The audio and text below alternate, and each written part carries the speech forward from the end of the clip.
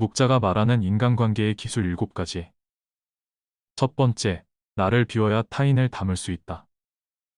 교만은 사람의 몸을 감싸는 악취처럼 조언을 건네는 친구를 쫓아버린다. 다른 사람의 의견이 나와 다르다고 잘난 척하지 말고 스스로를 돌아보아야 한다. 그래야 마음을 비우고 더 성숙해질 수 있다. 비워야 다른 사람을 담을 수 있고 교만하면 자기 외에는 아무도 담을 수 없다. 생활 속에서 우리는 늘 무의식적으로 물이 가득 찬 컵으로 변해버린다. 그러나 자만을 내려놓고 마음을 비운 채 다른 사람을 따라 배운다면 우리가 모르는 많은 것들을 발견하게 될 것이다. 겸손에는 2가지가 있다. 지위가 낮거나 능력이 부족할 때 겸손한 것은 대단한 일이 아니다. 사업에서 성과를 얻고 다른 사람에게 칭찬을 받을 때 겸손한 것이야말로 사람들의 존경을 받는 진정한 겸손이다. 두 번째, 아첨하는 사람을 곁에 두지 않는다. 사람들은 가정이나 사회에서 다른 사람의 노여움을 사지 않으려고 한다. 그 때문에 대부분 좋은 말로 남의 기분을 맞춰주려고 하며 듣기 싫은 말을 해서 남에게 미움을 사는 것을 꺼려한다. 물론 좋은 말을 하는 것이 나쁜 일은 아니다. 다만 문제는 친구 입장에서 듣기 좋은 말만 한다면 친구의 의무를 다하지 않는 것이다. 즉, 결점이 있는 줄 뻔히 알면서도 입을 다문다면 진정한 친구라고 할 수 없다는 것이다. 만일 당신의 결점을 칭찬하는 사람이 있다면 그것은 다른 속셈이 있어서일 것이다. 묵자는 평소에 진정한 마음으로 당신을 책망하고 꾸짖는 사람이 있다면 그가 바로 인생의 스승이자 진정한 친구라고 말한다. 세 번째, 상대방의 자존심을 짓밟는 의미 없는 논쟁은 하지 않는다. 논쟁이 시작되면 쌍방은 원래보다 자기 관점을 더 고집하기 십상이다.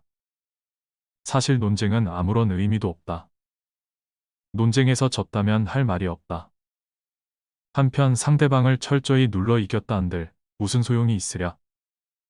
일시적으로 승리를 거둘 뿐 그 쾌감은 오래 가지 못한다. 뿐만 아니라 논쟁에서의 승리는 상대방의 자존심을 짓밟은 대가로 얻은 것이다. 남의 체면을 깎아오던 승리 때문에 상대로부터 원한을 사서 화를 당할지도 모르는 일이다. 상대방과 논쟁할 때는 2가지 결과를 생각해 봐야 한다.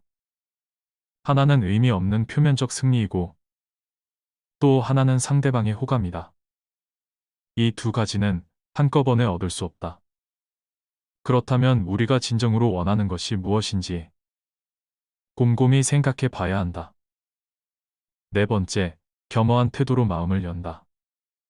자만하지 말고 겸허하며 다른 사람의 비평을 기꺼이 받아들이고 자기 잘못을 바로잡아서 넓은 마음으로 타인의 장점을 흡수해야만 자신의 장점을 더욱 향상시킬 수 있다. 사실 이것은 말은 쉬워도 실천에 옮기기는 어려운 덕목이다. 그러나 묵자는 양자강과 황하는 작은 물줄기를 마다하지 않아 큰 강을 이루었다는 말로 겸허한 태도를 가지라는 깨우침을 주고 있다. 오만해서는 안 되며 겸손이야말로 삶에서 가장 성실한 태도이다.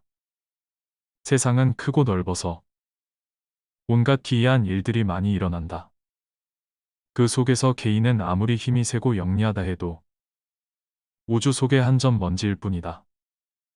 뛰는 사람 위에 나는 사람이 있다고 자기보다 뛰어난 사람은 언제나 존재하게 마련이다. 5번째, 지혜로운 사람은 때와 장소, 사람을 가릴 줄 안다. 영리한 사람과 영리한 척하는 사람은 다르다. 영리한 사람은 자신의 영리함을 깊숙이 묻어두고 필요할 때만 사용하는 반면 영리한 척하는 사람은 다른 사람을 모함하는 것을 재주로 여기고 시시때때로 사용하다가 자신이 판 함정에 스스로 빠지곤 한다. 사실 영리함은 재산이다. 중요한 것은 이 재산을 어디에 어떻게 이용할 것인가의 문제다. 잔재주를 부리다가는 화를 부르기 십상이다. 묵자는 지혜로운 사람은 훌륭한 재산인 영리함을, 때와 장소, 사람을 가릴 줄 아는 사람이라고 말한다. 여섯 번째, 소인에게 맞서는 기술과 피하는 기술이 필요하다. 묵자는 사람을 크게 군자와 소인 두 가지로 나누었다. 군자는 공명정대하지만 소인은 항상 다른 사람을 놓고 계산만 한다. 늘 주변의 크고 작은 이익을 살펴 수시로 공짜로 얻으려는 마음이 강한 소인은 심지어 다른 사람을 막무가내로 음해하기도 하는데 그 기세를 도무지 막을 길이 없을 정도다. 그러므로 소인과 교제할 때는 신중해야 하며 건드리기보다는 피하는 편이 낫다. 군자의 마음을 살지언정 소인의 미움은 사지 말라고 했다. 소인은 평생의 삶을 방해하고도 남기 때문이다. 따라서 소인을 절대 얕보아서는 안 된다. 묵자는 군자는 소인과 친구는 되지 않더라도 소인을 대처하고 피할 줄 알아야 한다고 말한다. 일곱 번째, 자신의 재능을 지나치게 드러내지 않는다. 지혜로운 사람은 사람들에게 빛을 감추고 우둔함을 보여준다. 빛을 감추고 우둔함을 드러내는 것은 자신의 지능이 낮음을 보여주는 것이 아니라 자신을 보호하고 화를 일으키지 않으며 재능을 더 잘 발휘하기 위한 것이다. 비범함과 특별함을 추구하는 것은 적극적인 인생 태도다.